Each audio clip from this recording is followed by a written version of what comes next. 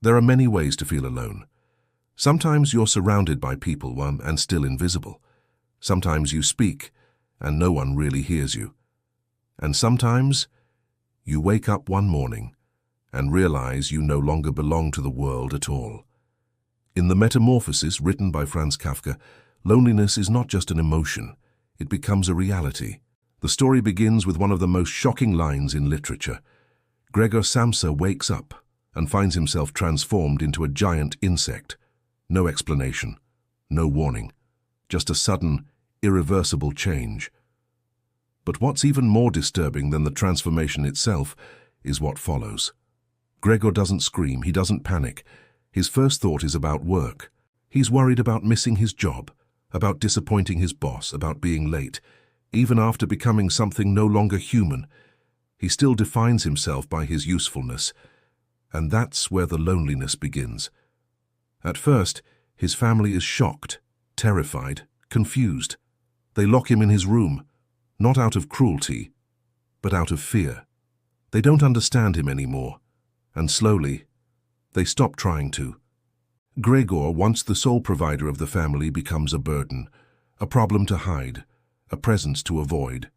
His sister, Greta, is the only one who shows him a trace of kindness. She brings him food, she cleans his room, but even that care begins to fade, because kindness without connection cannot survive forever. Gregor cannot speak.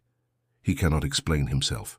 He cannot remind them that inside this monstrous body, he is still the same person. And so, day by day, he disappears, not physically, but emotionally. He listens to his family from behind closed doors. He hears them adapt to a life without him. He watches as they slowly become stronger, while he becomes irrelevant. That is Kafka's quiet cruelty. Gregor's value was never who he was, it was what he provided. And once that disappears, so does his place in the world. Even his sister, his last connection, reaches a breaking point. She looks at him, not as a brother, but as something that needs to be removed. And in that moment, the transformation is complete. Not Gregor's, the family's. Because the real horror of the metamorphosis is not that a man turns into an insect, it's that the people around him stop seeing him as human.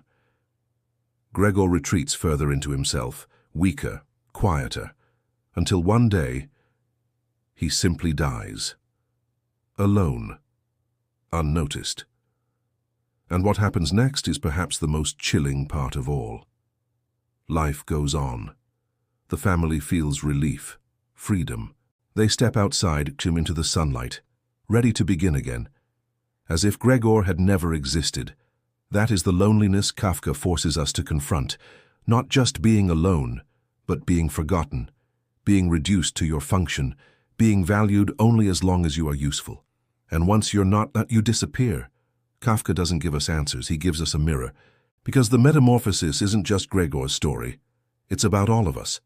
About the quiet fear that one day we might lose our place in the world, that we might stop being seen, stop being heard, stop being needed. And in that silence, we vanish.